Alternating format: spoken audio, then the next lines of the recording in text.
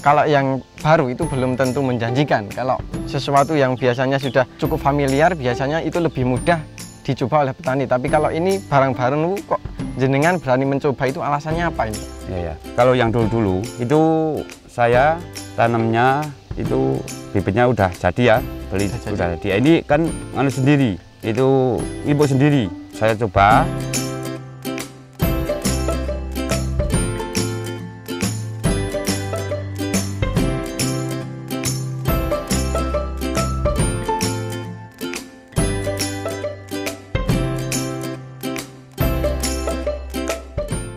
Assalamualaikum warahmatullahi wabarakatuh, sahabat petani semua.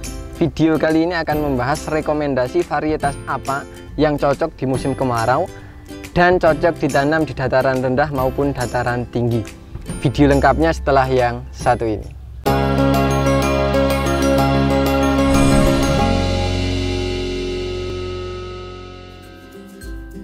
Oke, baik sahabat petani semua, kembali lagi bersama saya Zaki di channel Mitra Bertani TV. Seperti yang telah saya jelaskan di awal tadi, pada kesempatan kali ini kita akan belajar atau mereview salah satu varietas yang mungkin dinanti-nanti oleh sahabat petani semua. Ini bukan promosi, kalau sahabat petani semua berkenan silahkan ditanam, kalau tidak ya silahkan abaikan. Karena ini menjawab banyak sekali yang menanyakan kepada kami varietas mana yang mungkin recommended, khususnya di musim kemarau. Sebelum masuk pada video inti, silahkan sahabat petani semua melihat kondisi lahan di sekitar saya ini. Bisa dikatakan antara buah dan daun itu lebih banyak buahnya. Karakter buahnya itu tidak terlalu besar tapi sedang, kemudian bentuknya memanjang.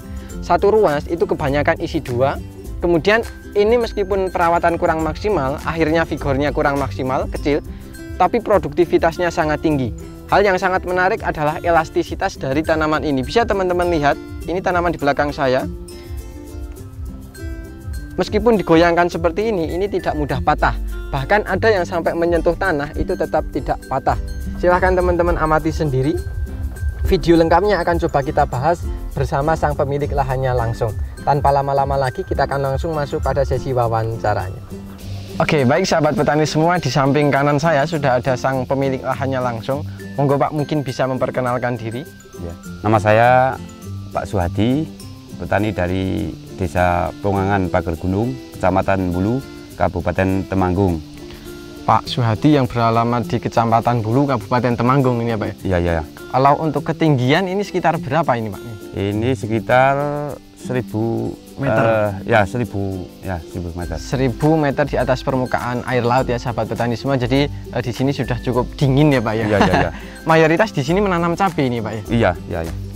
Kalau yang menarik ini lahan milik Pak Suhadi ini adalah kondisi lahannya adalah tanamannya tidak terlalu tinggi ya Pak ya? Iya. Tidak terlalu tinggi tapi buahnya sangat lebat, kalau boleh dikatakan hampir, kalau saya melihat itu antara jumlah daun dan jumlah buah itu bisa dikatakan lebih banyak buahnya. Kalau boleh tahu Pak, ini varietas apa ini Pak? Ini maruyung ya? Varietas maruyung? Iya. Kalau boleh tahu ini baru pertama kali atau sudah berkali-kali Pak ini? Ya, ini baru pertama kali dari PT MMT. Saya nyoba, ini kok hasilnya seperti ini. Oke, berarti baru pertama kali mencoba? Iya. Kok berani mencoba hal baru Pak? Padahal biasanya kan kalau yang baru itu belum tentu menjanjikan. Kalau sesuatu yang biasanya sudah cukup familiar, biasanya itu lebih mudah dicoba oleh petani. Tapi kalau ini barang baru kok jenengan berani mencoba, itu alasannya apa ini Pak? Ya. Kalau yang dulu-dulu itu saya tanamnya itu bibitnya udah jadi ya, beli udah jadi. Ini kan sendiri, itu ibu sendiri. Saya coba, lalu saya olah sendiri. Ini kok hasilnya seperti ini. Jadi biasanya itu beli bibit, kalau ini sudah dari benih ya Pak? Iya, ini dari benih. Kemudian disemai sendiri gitu ya Pak? Sendiri. Oke, berarti ini memang varietas baru dan baru pertama kali menanam ini ya Pak? Iya. Sampai sejauh ini sudah petik berapa kali ini Pak? Udah 2 kali. Udah 2 kali. Kalau menurut Pak Suhadi sendiri, keunggulan atau yang dirasakan sampai sejauh ini apa ini Pak kalau dari cabai maruyung sendiri? Keunggulannya, buahnya itu lebat. Buah lebat. Nah, batangnya nggak mudah patah. Nggak mudah. Nah, ini kan buahnya ini mayoritas dua nih. Satu tangkai 2 buah. Iya. dua-dua. Lalu yang di bawah itu kan ada yang melengkung, itu enggak mudah patah.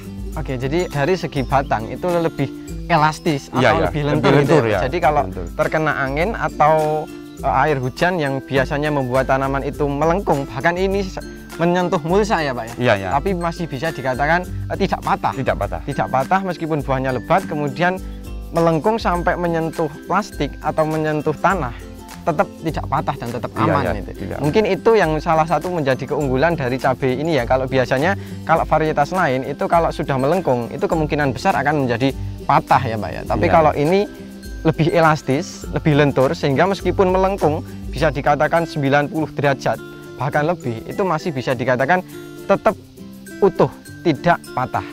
Oke, itu dari segi batang Pak. Kalau dari segi tanaman sendiri, ini vigor tanamannya ini memang kerdil atau ada masalah saat perawatan ini Pak? Perawatan juga ada masalah ini. Ini hampir 1 bulan saya nggak bisa merawat tanaman ini. Berarti ini hampir tidak terawat selama 1 bulan. 1 bulan.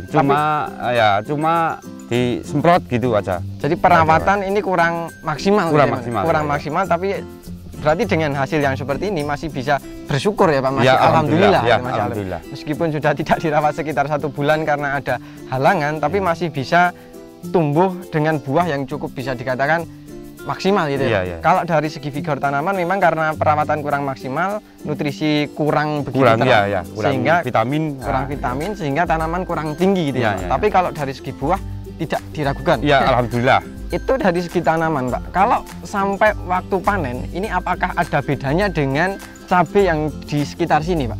Ya ada. Ini lebih cepat ya. Lebih cepat. ginjah? Ya, lebih ginjah. Kalau boleh tahu lebih cepatnya itu sekitar berapa hari ini Pak? Paling enggak itu 25 hari sampai 1 bulan. Dibanding varietas yang biasa ada di sini. Iya. Kalau yang ini bisa dipanen sekitar umur berapa hari Pak? Ini 95 sampai 100. 9 Itu udah mulai petik. 95 sampai 100 hari Ya. sudah petik. Kalau yang lain biasanya sekitar 120, 125 baru petik. Tapi Ya, kalau ya. ini di umur 95 sampai 100 itu 100 sudah petik. Berarti kategorinya memang lebih ginjah, gitu ya, Pak, ya, lebih ya. ginjah. Kalau lebih ginjah biasanya perawatan yang dikeluarkan juga lebih minim gitu ya. Oke, kemudian kalau dari segi buah sendiri Pak, apakah ini benar satu tangkai itu kebanyakan memang isi 2 ini Pak? Iya. Ini kan ada, nah ini 2, ini 2. Ini kebanyakan yang 2.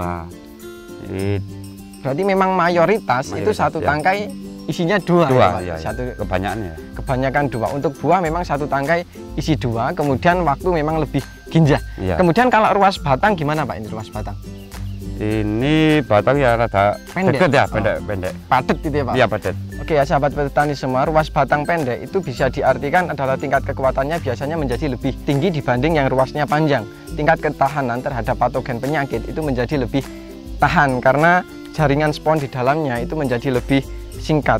Kalau disentuh seperti ini memang batangnya juga cukup keras, kekuatannya itu memang cukup kuat, tidak lembek gitu ya Pak, tidak lembek, kemudian elastis. Ini mungkin salah satu keunggulan dari cabai ini, meskipun kurang perawatan, cabainya memang cukup kerdil ya Pak, karena memang kurang nutrisi, tapi buahnya bisa tetap maksimal.